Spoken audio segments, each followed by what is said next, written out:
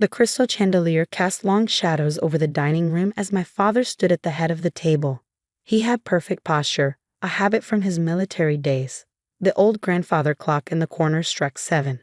As you all know, he began, his voice firm, Ashworth Manor has been in our family for 5 generations.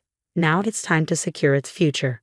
I sat quietly, running my fingers over the wooden table where I'd spent so many family dinners. My brother James leaned back in our grandfather's chair, a smug smile on his face. He already knew what was coming.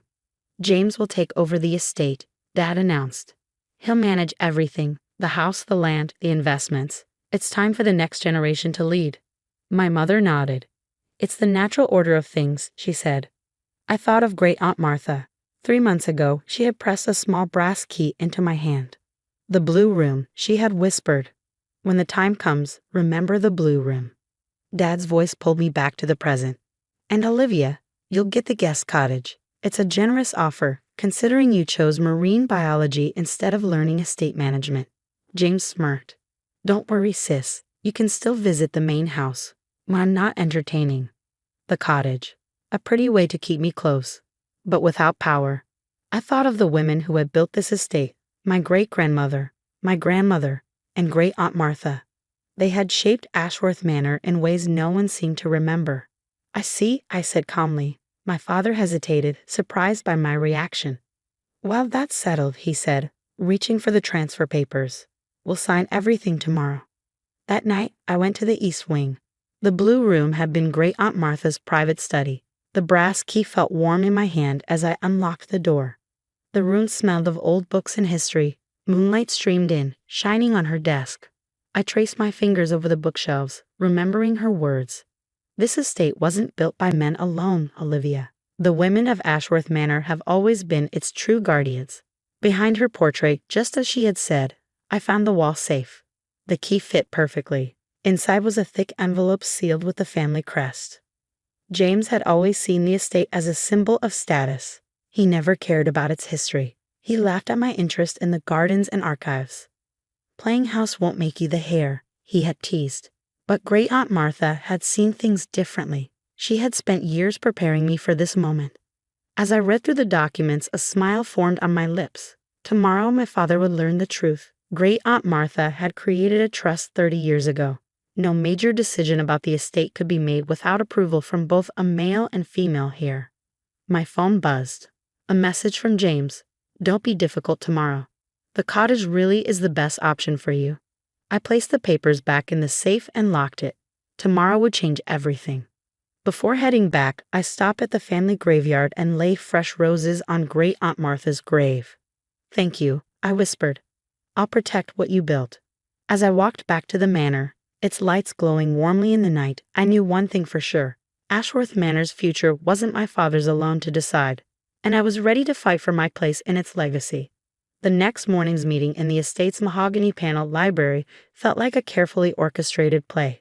Father's lawyer, Mr. Peterson, arranged his papers meticulously while James paced by the window, occasionally checking his reflection in the glass. Let's make this quick, James said, checking his watch. I have plans to meet the developers about modernizing the East Wing. I sat in Great-Aunt Martha's favorite armchair, the trust documents tucked safely in my bag. My mother perched on the edge of her seat, anxiously smoothing her skirt. Now then, Mr. Peterson began. The transfer documents are straightforward. Mr. Ashworth will retain life rights to the cottage on the grounds, while the main estate transfers to James, effective immediately. Actually, I interrupted softly, there's something you should see first. I withdrew the envelope, watching my father's expression shift from annoyance to curiosity. What's this? He demanded as I handed the documents to Mr. Peterson. Great-Aunt Martha's trust agreement, I replied, keeping my voice steady. Created in 1993 and registered with the family's long-standing law firm in London. Mr. Peterson's eyes widened as he read through the papers. This changes everything, he muttered. What do you mean? James snapped, striding over to peer at the documents. The estate was placed in an irrevocable trust 30 years ago. Mr. Peterson explained, his professional demeanor slipping slightly according to these terms. Any major decisions regarding Ashworth Manor require joint approval from both male and female heirs. The color drained from my father's face. That's impossible. Martha would have told me. Would you have listened? I asked quietly. You barely paid attention when she tried to discuss estate management with you. James snatched the papers from Mr. Peterson. This can't be legally binding, he sputtered. It's ridiculous. I've seen these documents before, Mr. Peterson admitted. They're quite real and quite binding. Martha Ashworth was thorough in her legal preparations. My mother finally found her voice. But what about tradition? The estate has always passed to the eldest son. That tradition, I said, was actually broken several times. Great-grandmother Elizabeth ran the estate during the war. Grandmother Rose managed all financial decisions in the 1960s. Great-aunt Martha doubled our holdings in the last 30 years. The women of this family have always been more than decorative figureheads. James threw the papers onto the desk. This is just like you, isn't it? Always having to prove something. You couldn't just be happy with the cottage. The cottage was never the point, James. This isn't about where I live. It's about preserving what generations of our family built. Something you'd understand if you'd ever bothered to learn our real history. Father slumped in his chair, looking suddenly older. Martha knew. All this time she knew this would happen. She knew you tried to exclude me, I corrected gently. Just like she was excluded until she fought her way into management. She wanted to ensure that pattern wouldn't continue. Mr. Peterson cleared his throat. Given these circumstances, I suggest we adjourn to review the full implications of the trusts. Any transfer documents signed today would be invalid. James stormed out, slamming the library door hard enough to rattle the family portraits on the walls. Mother followed, dabbing at her eyes with a monogrammed handkerchief. My father remained staring at me with a mixture of anger and something that might have been respect. You're more like Martha than I realize, he said finally. I'll take that as a compliment, I replied, gathering my things. When you're ready to discuss actual estate management, including preservation of the historical wings rather than modern development, I'll be in Great-aunt Martha's study. There's quite a lot in her records that we should review. As I walked through the manor's familiar halls, I felt the presence of all the strong women who'd come before me. They each faced their own battles to protect and improve this place. Now it was my turn. In the blue room, I opened the curtains wide, letting sunlight flood the space. On Martha's desk, next to her favorite fountain pen, I placed a framed photo. 4 generations of Ashworth women standing proud in front of the manor. Soon, there would be decisions to make, challenges to face. But for now, I simply sat in my great-aunt's chair, knowing I was exactly where I belonged. The estate would have its female guardian once again. 3 months after the trust revelation, Ashworth Manor hummed with a different kind of energy. The autumn leaves painted the grounds in rich golds and crimsons as I walked the perimeter with our heritage consultant, discussing restoration plans for the Victorian greenhouse. James had finally started attending management meetings, though his initial resistance had been fierce. His developer friend's grand modernization plans had been firmly shelved, replaced by historically sensitive renovations that would actually preserve the estate's value. The original blueprints your great-aunt preserved are invaluable, the consultant remarked, examining the greenhouse's intricate ironwork.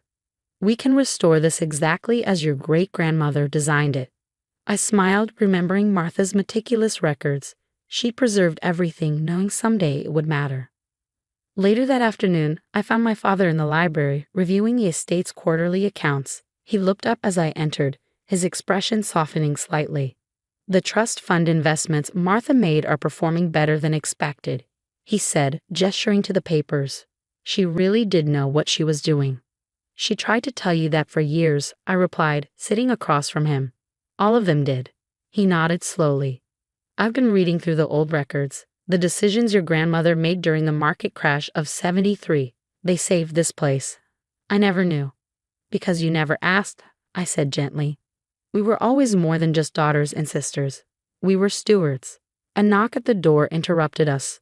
James entered, looking uncomfortable but determined.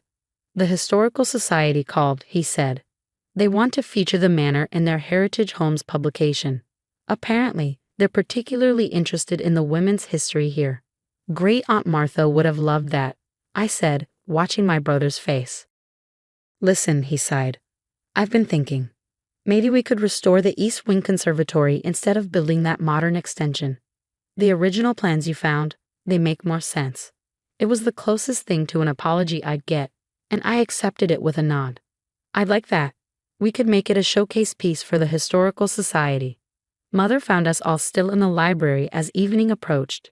She hesitated in the doorway, then straightened her shoulders. I've been going through Martha's papers too, she admitted. I never realized, all these years I thought tradition meant keeping things the same. But our family's real tradition was adaptation. Progress. The women of this house, they built while they preserved. I thought of Martha's last words to me, the papers will protect you, but your strength will save this place. The manor's future was securing itself in ways I hadn't expected. James was learning to value preservation over profit. Father was discovering the rich history he'd overlooked. Even Mother was beginning to see beyond the rigid roles she'd accepted without question. That night, I sat in the blue room, adding my own notes to Martha's meticulous records. The trust had given me legal standing, but the real work was in proving myself a worthy guardian of this legacy. A photo on my desk caught my eye, taken just last week. It showed 4 generations of Ashworth women, but this time it included a new face. James's daughter Emma, born 2 months after the trust revelation.